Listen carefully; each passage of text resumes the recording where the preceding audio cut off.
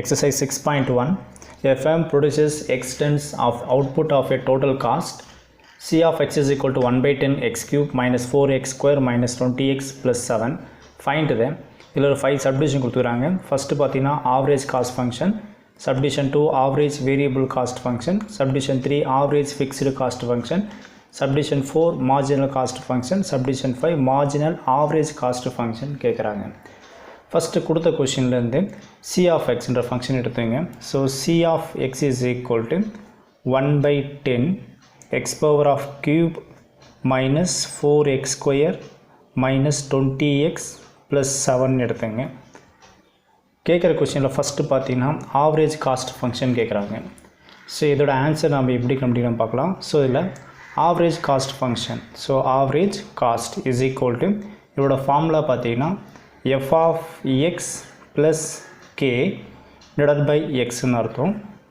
Average cost கேட்டாங்கன்னா formula f of x plus k divided by x. So formula எல்லாமே easy தான். இங்கே பாருங்கள், கொடுத்த கொஷினில் c of xக்கு பதிலாக இங்கே f of x இருக்குது, அவ்வளோதான். இதோட மீனிங் என்னென்னா அவங்க கொடுத்த ஃபங்க்ஷனோட கான்ஸ்டண்ட்டோடு சேர்த்து என்ட்ரி பண்ணணும். சப்போஸ் இந்த இடத்துல k இல்லைன்னா நீங்கள் எந்த கான்ஸ்டன்ட் என்ட்ரி பண்ணக்கூடாது.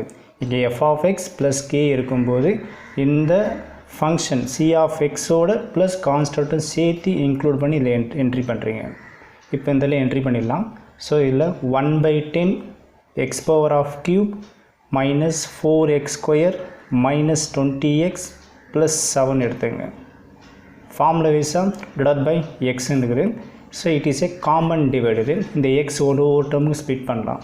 ஸ்ப்ளிட் பண்ணுறப்போ இதில் என்ன ஆகும், 1 by 10 x power of cube divided by x ன்னு என்ட்ரி பண்ணலாம், minus 4x square divided by x minus 20x divided by x plus 7 divided by x ன்னு என்ட்ரி பண்ணுங்கள்.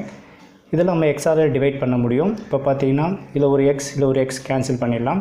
அப்போ என்ன கிடைக்கும், 1 by 10 x ஸ்கொயர்னு வரும், ஒரு எக்ஸ் குறைஞ்சிடுச்சு. மைனஸ் இதில் ஒரு எக்ஸ் இதில் ஒரு எக்ஸ் கேன்சல் பண்ணலாம். இப்போ பார்த்தீங்கன்னா இதில் என்ன கிடைக்கும், மைனஸ் 4x மட்டும்தான் வரும். இதில் எக்ஸ் கேன்சல் பண்ணிடலாம். ஸோ இதில் மைனஸ் 20 ப்ளஸ் 7 by xன்றது அப்படியே ஸ்டாப் பண்ணிடலாம். ஸோ இதுதான் ஆவரேஜ் காஸ்ட்டோட ஃபங்க்ஷனோட ஆன்சர். அதோட formula f of x plus k by x இது. சப்டிஷன் 2. இப்போ கிவன் கொஷின் வைஸாக சப்டிஷன் 2 என்ன கேட்குறாங்க பார்த்தீங்கன்னா ஆவரேஜ் வேரியபிள் காஸ்ட் ஃபங்க்ஷன் கேட்குறாங்க. ஸோ ஃபஸ்ட்டு பார்த்தது ஆவரேஜ் காஸ்ட் ஃபங்க்ஷன். இங்கே ஆவரேஜ் வேரியபிள் காஸ்ட் ஃபங்க்ஷன் வரும்போது இங்கே யூஸ் பண்ண சேம் ஃபார்முலா தான். ஆனால் என்ன வரக்கூடாதுன்னா இந்த கான்ஸ்டன்ட் கே வராமல் ஃபார்முலா அப்ளை பண்ணுறீங்க. ஸோ இதில் இருந்து subdivision 2 average variable cost is equal to, அப்போ ஃபார்முலா என்ன கிடைக்கும்னா f of x divide by எக்ஸ்ன்னு என்ட்ரி பண்ணுங்கள். ஸோ ரெண்டுக்கு டிஃப்ரென்ஸ் பாருங்கள். ஆவரேஜ் காஸ்ட் இருக்கும்போது இருக்கிற ஃபங்க்ஷனோட கான்ஸ்டன்ட் கேவும் இன்க்ளூட் ஆகிருக்கணும், அது எக்ஸால் டிவைட் பண்ணுறீங்க. ஆவரேஜ் வேரியபிள் காஸ்ட் ஃபங்க்ஷன்றது கே வரக்கூடாது. இந்த ஃபங்க்ஷனில் கான்ஸ்டன்ட் நம்ம விட்டுட்டு அதை ஃபங்க்ஷனை மட்டும் எடுத்துக்கிட்டு அதை எக்ஸால் டிவைட் பண்ணுறது தான் ஆவரேஜ் வேரியபிள் காஸ்ட்டு. இதில் என்ட்ரி பண்ணிடலாம். இப்போ பார்த்தீங்கன்னா f of x, so f of x இருக்குது, இங்கே c of x எல்லாம் ஒன்று தான். ஸோ இதில் என்ட்ரி பண்ணுறப்போ கே டேர்ம் வரக்கூடாது, ஓகேங்களா.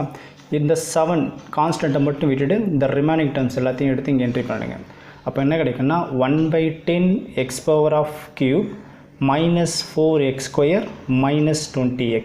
ஸோ இதுதான் f of x without k divided by formula வைஸாக இங்கே x இருக்குது. ஸோ x என்ட்ரி பண்ணுங்கள். இப்போ இந்த இடத்துல பார்த்தீங்கன்னா இட்ஸ் காமன் டிவைடுன்றது x, இங்கே செஞ்ச சேம் ப்ராசஸ் தான். ஸோ எக்ஸை தனித்தனியாக ஸ்ப்ளிட் பண்ணுங்கள்.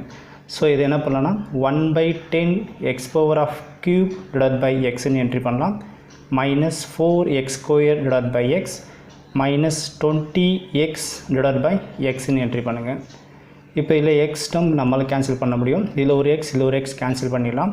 இப்போ ரிமைனிங் இல்லை 2 தான் இருக்கும். அப்போ தேர்ஃபோர் தட் இஸ் 1 by 10 இது என்ன பண்ணலாம், எக்ஸ் ஸ்கொயர்னு என்ட்ரி பண்ணிடலாம், மைனஸ் இதில் ஒரு எக்ஸ் இதில் ஒரு x cancel, that is minus 4x, இதில் ஒரு எக்ஸ் கேன்சல், நமக்கு 20 கிடைக்குது. இது சப்டிவிஷன் 2ஓட answer, that is average variable காஸ்ட்டோட ஆன்சர் இது.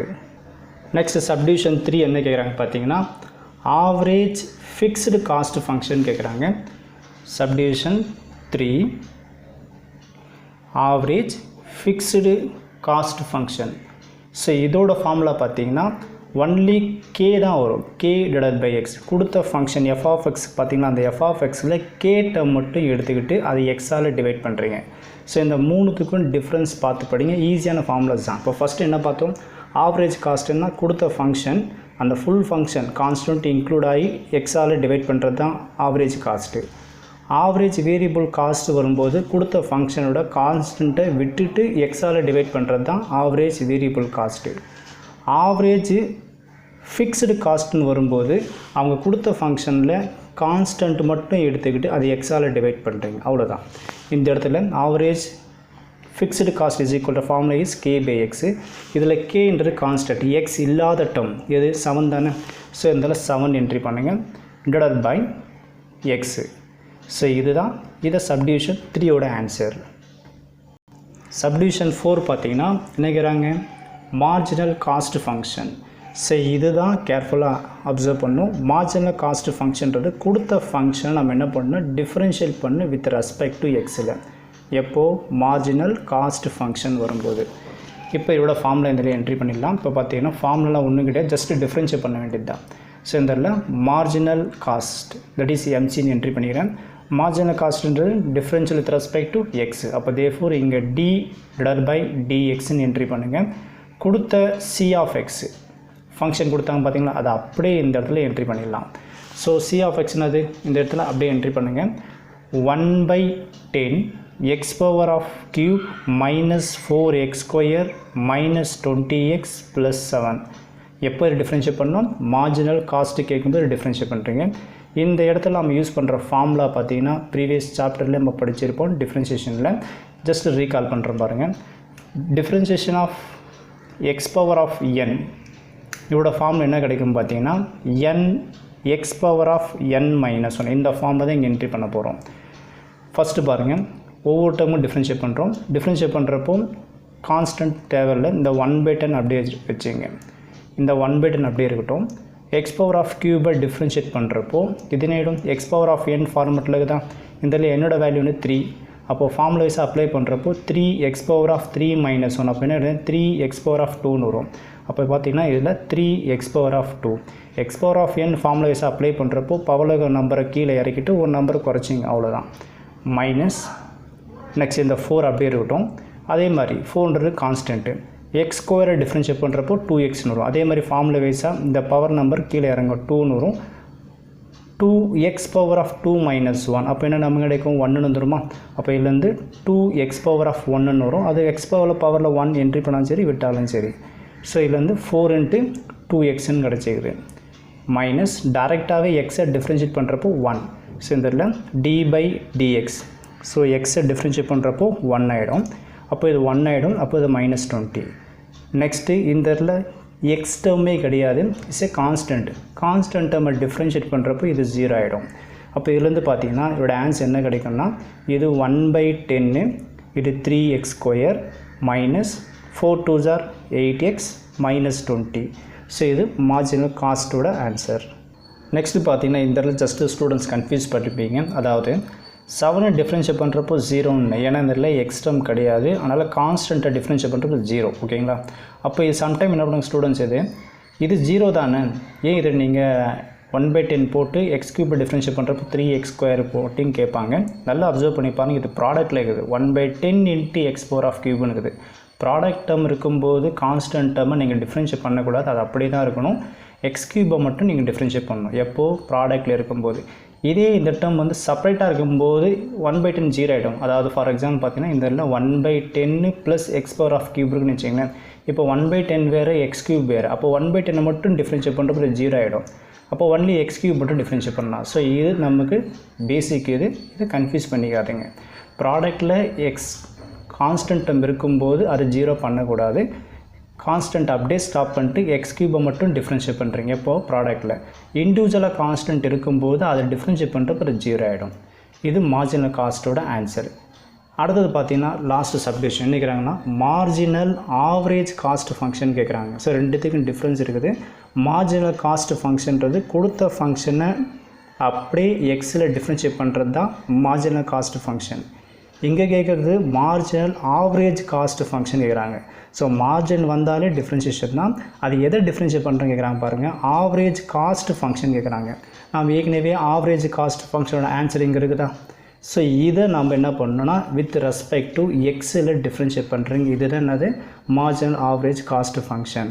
மார்ஜினல் காஸ்ட் ஃபங்க்ஷன்றது காஸ்ட் ஃபங்க்ஷனை டிஃப்ரென்ஷியேட் பண்ணுறது. மார்ஜினல் ஆவரேஜ் காஸ்ட் ஃபங்க்ஷன்றது இதிலே வேர்டிங்கே பாருங்கள் ஆவரேஜ் காஸ்ட் ஃபங்க்ஷன். இந்த ஆவரேஜ் காஸ்ட் ஃபங்க்ஷனை வித் ரெஸ்பெக்ட் டு எக்ஸில் டிஃப்ரென்ஷியேட் பண்ணணும். இந்த ஆவரேஜ் காஸ்ட் ஃபங்க்ஷன் வந்த ஆன்சரில் இது வித் ரெஸ்பெக்ட் டு எக்ஸில் டிஃப்ரென்ஷியேட் பண்ண போகிறீங்க.